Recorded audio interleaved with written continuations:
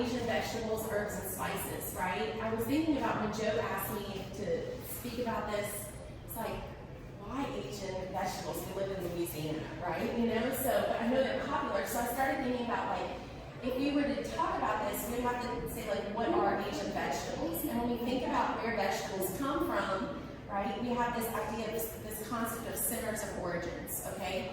So there was a man, Nikolai Vavilov, he's actually a Russian botanist, and he was a wheat breeder. So he traveled the world back in the 1930s and 40s looking for different various wheats. And as he was traveling around the world looking for wild strains of wheat so he could include that in his breeding program, he noticed that wherever he went, there were areas where naturally tomatoes just were, wild strains of them, or peppers, or cucumbers, or whatever, you know, crops you were looking for. And so he came up with this concept, centers of origins, and proposed about 9 of them.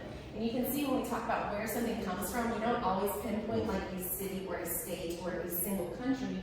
It's going to be more larger areas like Africa, you know, Europe, those kind of things. So when we think about what we eat and when we say that word Asian vegetables, if I just tell y'all right now Asian vegetables, what do you think of? What is the first vegetable you think of? Thai basil. Thai basil, okay. Bok choy, right? Yeah, that's how I was like, okay. So I'm sure he wants me to talk about that kind of stuff. A lot of when we go and we eat at a restaurant, a Chinese food restaurant, an Italian food restaurant, what we're eating in their national diet doesn't always reflect what naturally grew in their country. So about 2/3 of the foods that actually represent a country's, like what you would think of as local food, did not even come from there at all. It came from somewhere way across the world. So if I ask you guys, what do you think when I say Italian food? What kind of dishes do you think of? Pasta. Pasta.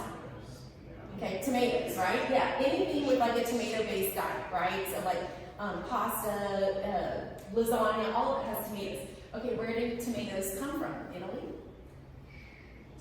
Well, I just came back from there, you would think so, but the amount they were growing. Yeah, but no, South America. South America, actually up in the Andes Mountains and over to the Galapagos Islands are where tomatoes are from, okay? What about if I say, well, let's think Asian, since that's today's topic. If I say Thai food or Chinese food, what do you think of when I say that? Spaghetti. Spaghetti? Noodles. Okay, noodles. What kind of vegetables would you cook with those noodles? I don't know, I just bought some ikebana. Eggplant. Eggplant, okay. Wait, say it again. Bean sprouts, okay. And I always think of hot peppers, like Thai peppers and like spicy food, right? Okay, but if we think of where do hot peppers originate, and look, they're genus and species, Capsicum chinensis or Capsicum annuum, where do you think it came from? Like originally, where do all these wild peppers naturally grow? And then it explores down in the environment. Where would you think? Just based on like that species right there. China, right? Which usually if you have that species, chinensis, it means from China. It came from Central America and South America. You know what I'm saying? So it's like things we think of as being part of a country don't always come from there. And so when Joe said like, hey, talk about Asian vegetables, I was like, okay, where's Asia? Well, Asia is a continent, you know what I mean? So it includes like most of Europe, or most of Russia, right? Just this little part of Russia not in it. All of India, all of like Middle Eastern countries, you know, down here to the Spice Islands, China, you know, it's like it's a continent, it's a huge area. So we have lots of vegetables we could choose from that originate in that area.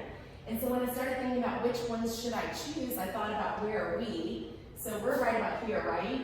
In Louisiana and in New Orleans, you guys are at latitude 29 degrees. So if we come straight across here, we should probably focus on vegetables that grow, you know, in central India, southeastern China, maybe in some of the southern parts of the Mediterranean or the Arabic type countries, okay?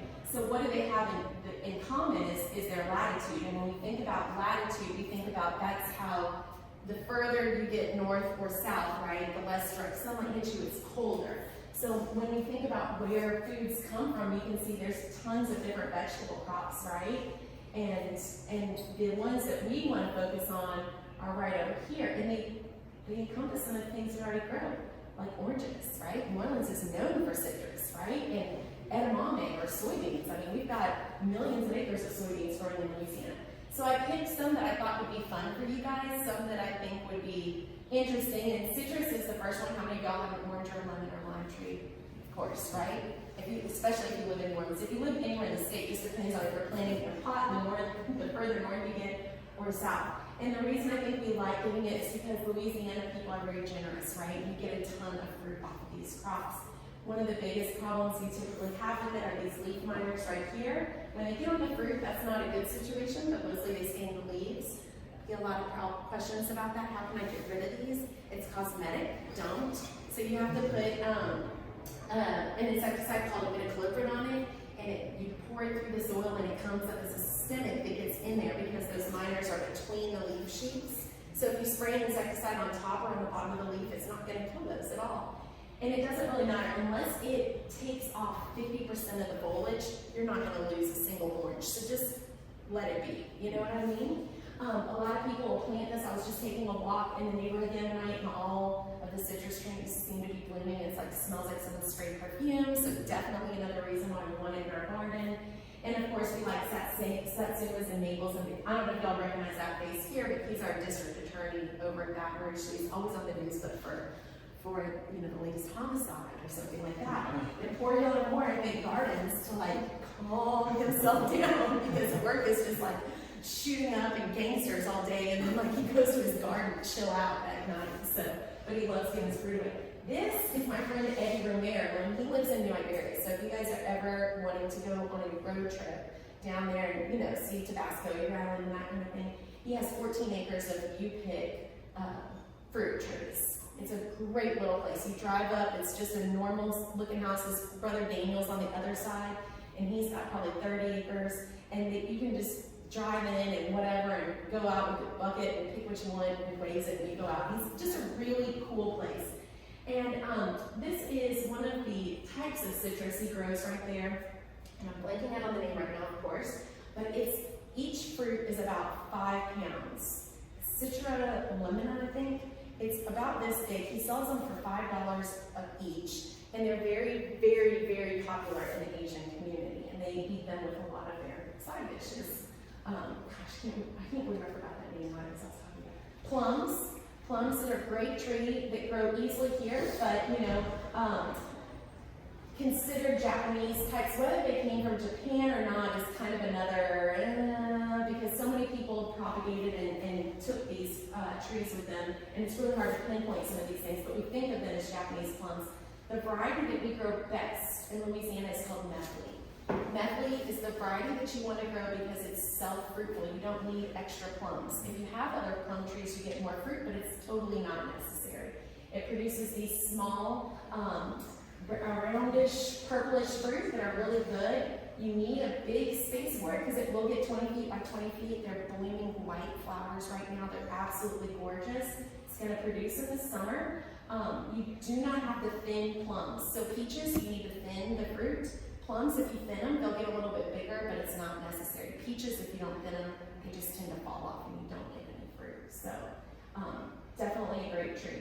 Figs, super popular in Louisiana and are from Western Asia and throughout the Mediterranean countries.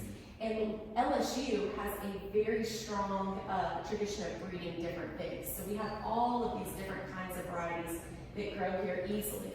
Tiger, Champagne, LSU Gold, these were released LSU Purple, from our university locally here.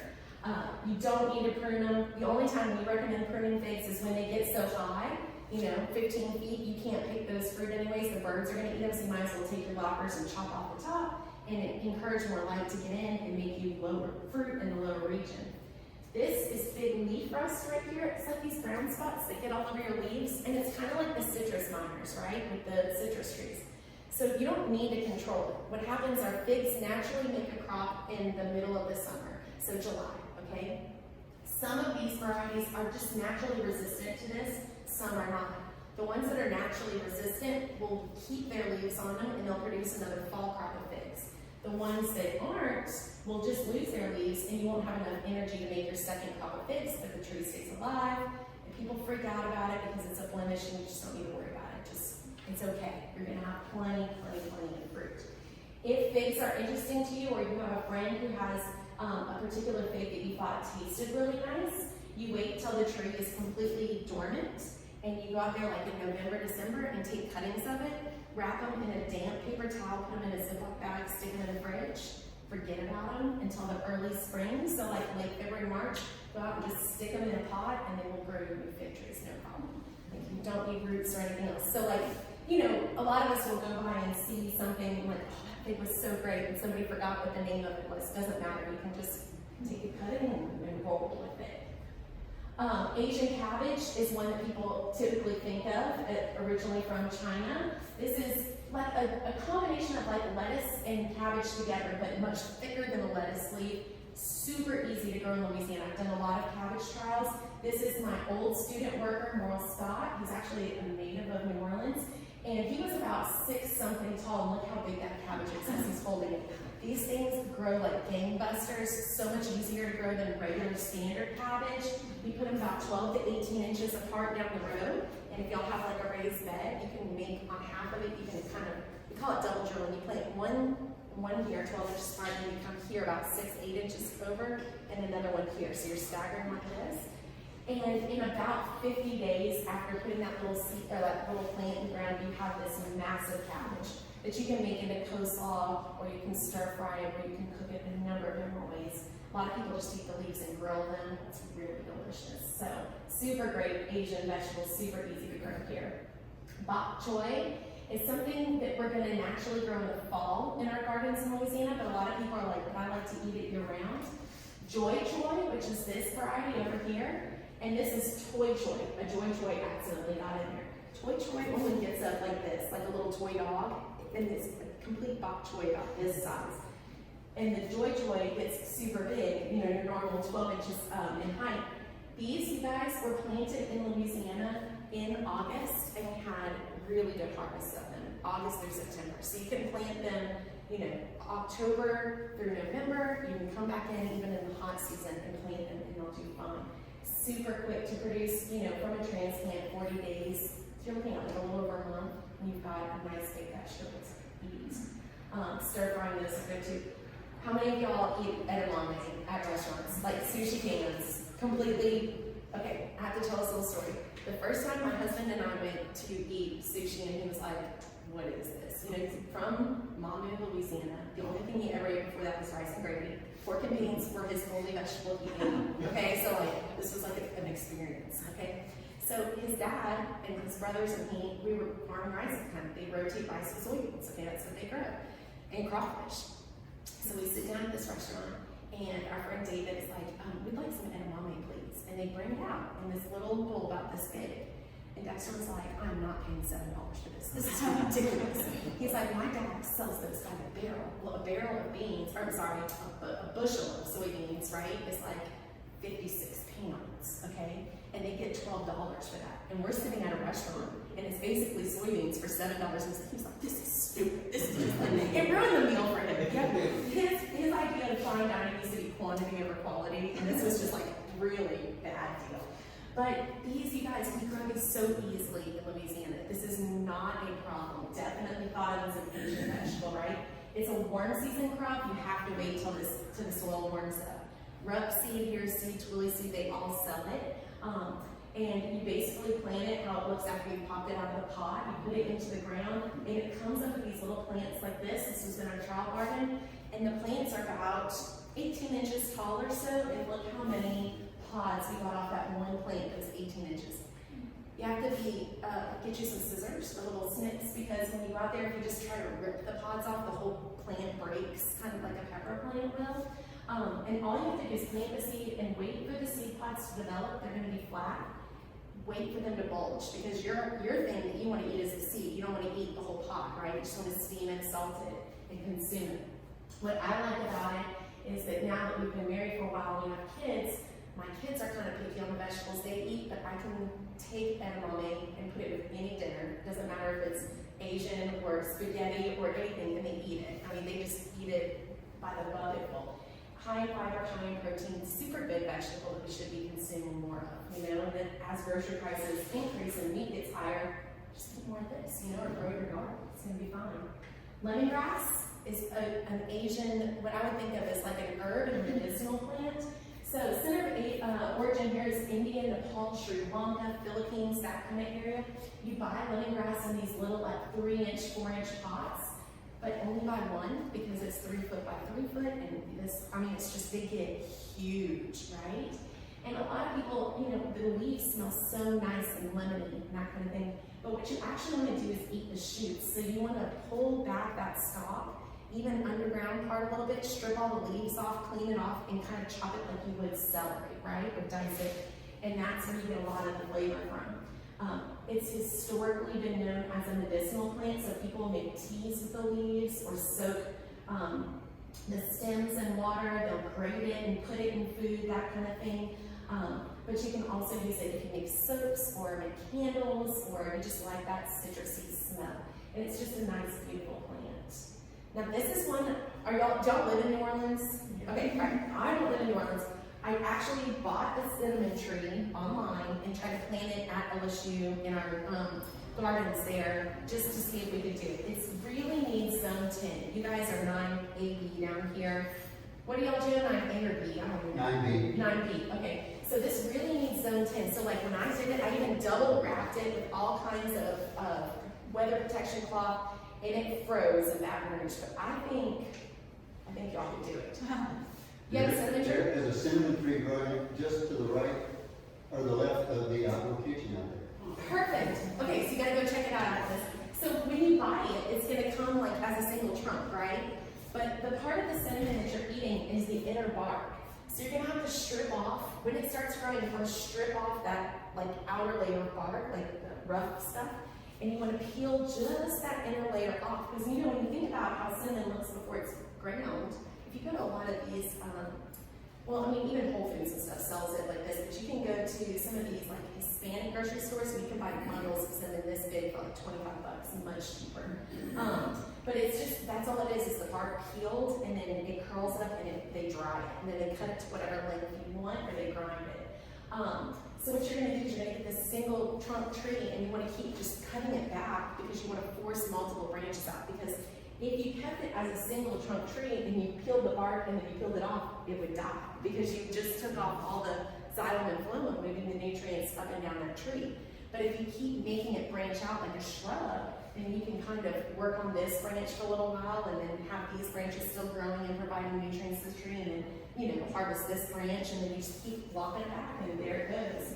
So protect it. If we think we're gonna get a freeze, I'm gonna go look at it outside. Super cool tree, right? And I don't know anybody who does not eat cinnamon. I think all of us have a cinnamon roll or cinnamon in our pumpkin or sweet potato pie or something like that. So if I lived in New Orleans, I'd have it in my yard for sure, 100%. Cilantro, right? So cilantro is one that I always think of when I think of Mexican food because of salsa, right?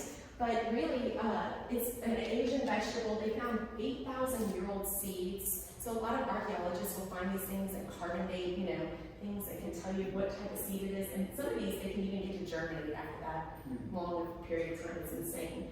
But cilantro is, of course, the leaves are cilantro, the seeds are, but it's a totally different herb. Spice, I should say. Coriander, right? So when you buy a cilantro plant, it's a 2-for-1. You eat the foliage, it's cilantro, that tastes like soap to some people, tastes good to others. But when you harvest let the flowers go to seed, then you get the seeds for the cilantro plant again, but you can also grind those up and you get coriander. So it's really kind of a cool deal. I like planting this in the fall in Louisiana. It grows nice and big, and in the spring, you know, it gets even bigger. You can plant them in the spring. You just won't get that huge growth that if you started them in the fall and taken them through the spring. It's an annual plant, so it's going to die after that. You might collect some of your seeds or just go buy a new plant. They're like $2. It's not big, you know. This one, a lot of people think of, you know, flavor your food. Okay, these are medical claims. I can't like back any of these up, but supposedly lowers blood sugar, helps your blood clot, lowers cholesterol, does all this great stuff, makes you have clean skin, and all that kind of stuff. It's great. But I like the fact that it's full of vitamin K, right? So we know if they say there's vitamins in it, there's vitamins in it. So it's something we should add into our diet.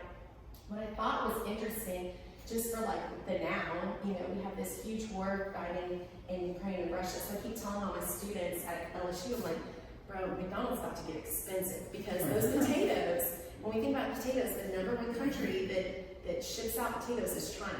Number 2 is India. Number 3 is Ukraine. Number 4 is Russia. Number 5 is the United States.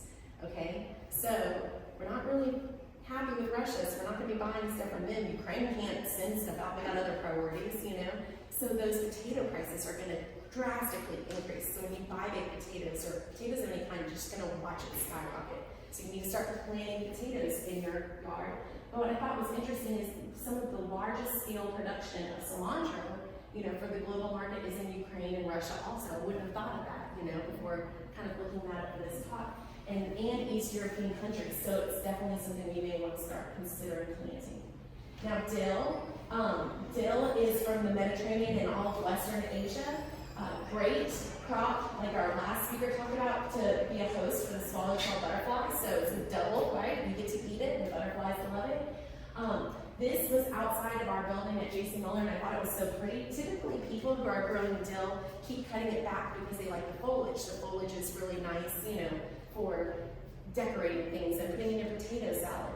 But if you want that intense dill flavor for like pickles, then you need to let it go to flower so you can collect the seed, because the seed has the most oils in it and tastes the best. So when you're making pickles, you want to put a lot of seed and just a little foliage to make it look pretty. So your jar looks good, but it tastes really good. So you want to do both. Dill also, y'all can plant that in the fall, and it gets really big like the cilantro, or you can plant it in the spring and it just doesn't make its true size. I plant it in the fall so I have enough for me to eat and enough for these guys to eat. Okay, this is one of my favorite things. So basils, right? Basils are a warm season crop. So if y'all see it out there, go buy it. It's really fun for 2 things. First, all kinds of bees love it. So like the bumblebees, the honeybees, all of our native bees. If you plant basil plants and let them go to flower, you will have like 20 different bees on one plant. It's amazing. So if you're trying to grow cucumbers or something like that, super important. It smells wonderful. It has beautiful flowers. It's great. You cannot kill it, okay? And the Asian varieties would be like the Thai lemon, the Thai purple, or the holy basil, which is known for a lot of medicinal values. But we have probably 40 different types of basils we can grow in Louisiana.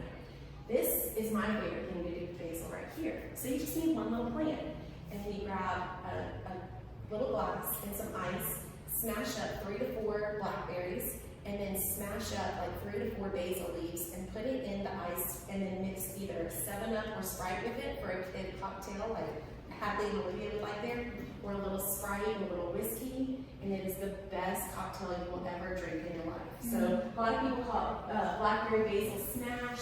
I don't keep the leaves whole like that. I smash them up to really let those oils come out in there. It's really, really delicious. And if you know, are worried about calories, we do the 7-Up Zero with it. It's amazing. So really, really good. Cucumbers and loofahs. So cucumbers are from Asia, and so are loofahs. And Joe said, you know, Kiki, I want you to talk about edible crops. And you guys may think, well, like, I could grow loofahs and make my own sponges. Wonderful. And you can. That's not a problem. But a lot of Asian people harvest them like this, when they still have the flower attached and they're tiny, and they dice them up and stir fry and cook them and eat them. Okay, so you can actually eat them. Now, if you wait till they get big like this, make a sponge. There's no point. The only thing you need to do is treat loofahs just like you treat cucumbers. Stick them in the garden, buy seeds, give them a trellis or a fence or something to climb up, because I've tried growing loofahs on the ground and they just rot at the bottom. It's not any fun. You gotta have them in our wet climate, have them climbing up the fence. You're gonna have this. Now this is a pumpkin flower. I didn't have a loofah or a cucumber flower to show y'all, but all of these cucurbits have male and female flowers. So this is a male. See how the stem just goes right up to the flower? And this is a female. And I just cut it in half so you can see, like, this is the baby pumpkin. So females have the ovarian, you know, tissue. So on a cucumber, this would look like a tiny little cucumber right here, and the male would have nothing. Or it would look like a tiny little loofah, which basically looks like a cucumber when it's little, and the male would have nothing. And the reason why I'm making a big deal out of this is that's why you need the basils and all those other things, because the bees have to move the pollen from here to here to actually make that fruit, okay? The other thing is people freak out because they have the loofahs and the cucumbers growing in their yard, and all the male flowers tend to come out first, and then they start falling off, and everybody calls us like, my plant is dying, something's going on. Like, the male was never intended to make the baby. Just hang on, hang on. You know, once the bees get out there, these female flowers develop a little later. I think it's nature. It's a way of like kind of attracting pollinators and making sure that they're there before the females come out so that then everything can happen, you know, the way it's supposed to in the garden. So, kabocha squash. Okay, have any of you ever tried to grow a pumpkin at your house? Okay, pumpkins are, you have? Yeah, we're Trying, right? And if you're trying to grow the jack-o'-lanterns, it's super hard, okay? But if you grow the squash that look like pumpkins in Louisiana, you will succeed. You will do fine. And what I think is interesting here again is this is a gourd. The center of origin is actually South America, okay? But it's named the Japanese pumpkin, okay? So again, it's like in all these travels and people, you know, bringing stuff across the world, we really forget where things actually come from. But what I like about it is that it just does so well here in Louisiana. These are some of our trials right here. And these were the different kabocha squashes that we grew. All of them did very, very well. I had a couple grad students helping me harvest them. Winter Sweet is this gray one right here. Golden Buddable is this orange one right here. It looks really, really nice. Amber Max was almost more red. Geisha, Cha-Cha, and Winter Squash were kind of green with like little grayish speckles. And if y'all look at any of the Better Homes and Gardens, Southern Living, you know, whatever, Gardens and Guns magazines, you have to pay $12, right, for this speckled, malted, warty looking pumpkin, and you pay $2 for the regular jack-o'-lantern, right? And we can actually grow the weird ones easier, you know, the more expensive ones, so try growing them in your yard. If you want these for Halloween, so say you probably want to decorate your house October 1st, plant them the last week of June, first week of July, and they will come off for October 1st.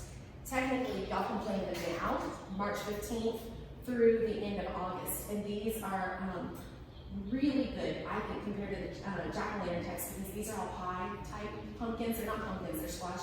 But these are the ones that you can make like pumpkin bread and pumpkin pie and all that stuff out of because they're very meaty on the inside. And they stay around longer. They don't rot as fast as the jack-o'-lanterns. Bitter melon, this is another one of my friend Eddie Romero, that 14-acre place that I was showing you guys. It's a vine. It looks has funny looking cucumber leaves. You need to plant it on a fence or on a trellis. But once you do, it makes these very warty looking cucumber type things. Some people will cut them up and eat them. So Heather and I have a friend, Winnie, from China. She like flipped her lid when I brought this in. I was like, can I please eat it? Can I please have it? I love these things to death. You take the seeds out, you put salt on it, you let it sit 30, 40 minutes to get the bitter flavor out of it, and then you can eat it raw or you can cook it. Or what Eddie does is he waits for them to split on the vine and they turn this brilliant yellow, takes out the seeds, and he rubs that inner pulp all over his skin. And he puts it anywhere where he has like a cut, or if he has a rash, or if he has like a bee sting or anything like that, eczema they say, and it helps like just take the pain away and it sort of cures, you know what I mean? Like it's like rubbing needles more or something on it, right? It's gonna help. It's not gonna be like, you know, okay? None of this is magical, but it's really, really neat. It's a warm season crop. Plant the seeds in the ground, just give it a fence, it will grow. It's not hard to do. Kiki, they're actually doing research on at Pennington with bitter melon. Oh, really? With the medicinal stuff. Okay, Improving cool. insulin signaling and stuff like that. I love it. All right, I have a question for the audience here. I should have brought a door prize. I feel like I should have right now. What food originates in Louisiana? Was brought to China in the 1920s, and now China's production accounts for 70% of the world's supply of this. And it is something that I guarantee all of you, unless you have an allergy, have already eaten in Louisiana this year. It originated in Louisiana. Don't think of vegetable. Crawfish, right? It's a crawfish, okay? So we totally gave this away to Asia. We should have kept this to ourselves, all right? Because now they dominate the marketplace. So when we think about the boil, all right, crawfish come from Louisiana, right? We can lay our claim to fame on that, okay? Good. Where do y'all think corn comes from? Where? Midwest? That's definitely who dominates the industry now. Okay, you're fine. Okay, so we're guessing Midwest. Any other guesses? South America. South America, Central America. Okay, what about Irish potatoes? I'm going to give y'all an answer here in a second. Irish potatoes. Heather says Central America. You say America? Okay. Garlic? I can't make them pop up individually, so I'm asking all of them right now. I would think Italy, because that's where we eat all that good garlic, but We grow a lot here. we do grow a lot here. And onions, I'll give you all my answers. So crawfish is Louisiana. Think about how global this dish is, right? That we're eating and we think of as such Louisiana food, right? The crawfish is definitely from Louisiana, the main part, right? The corn is definitely from Mexico. Irish potatoes are like tomatoes. They're from South America and the Andes Mountains region, okay? But they can grow anywhere throughout the world. The only reason we call them Irish potatoes is because of the great famine in Ireland when so many people died and had to migrate out of there. That's nothing, they were not original to there either. Garlic, Kyrgyzstan, it's that big giant country next to Mongolia, down by Russia and all that. All the stands is where garlic originated from. Onions, Egypt, Middle East, Central Asia. So we're talking about very, kind of feel sophisticated when you eat crawfish now, right? I'm local, I'm doing it. So I think that's neat, just to kind of think about where our food comes from. So my question to y'all is just what we all grow, and maybe you should try some of these unique vegetables or think about a little bit where your food comes from. Y'all have any questions on growing vegetables or anything? I have a question. Okay. Can you plant fig trees in the spring? Yes, you Or can. now? You can plant fig trees that are in the container year round. Okay. Okay, and you guys can even go out to a big fig tree. So like right now, you can take a cutting and it'll work. It works better if, they're dormant. But you can go and you can cut a slat with like a pocket knife going up on each side of like a stem of a fig, right? Mm-hmm. Put a toothpick underneath each one of those slats and then put some peat moss, right? Or like some potting soil, soak it in water. Kind of shove it around there like a baseball around it, wrap it with some saran wrap and then with some foil and just keep it like that. Leave it on for a month and take your snips and cut it off. And when you unwrap that darkened area right there, you'll have a whole ball of roots. So you'll have a brand new fig tree this big. I hate to take away from all the people selling plants out there. It's so easy to grow. You can do it. You won't hurt the tree. You will not hurt the tree. Our figs will survive. Definitely. Yes. Okay. Yeah.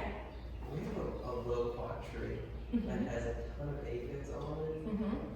How would you recommend? It's young. It's super young. So little. Still little, but it's just wrecked Yes. with aphids, and we're kind of like containing it. I don't know what. There are some ladybugs on it, which is why we don't really use these for Yeah. there are No. ladybugs. Well, with aphids, we have a lot of aphids, and one of the aphids we have here in Louisiana is called the peach tree aphid, which goes on everything, tomatoes, whatever, and it's resistant to a lot of those pyrethroid insecticides anyways. So what happens is, when you're dealing with aphids, if they're resistant, when you spray them with an insecticide, they panic, like, I'm gonna die.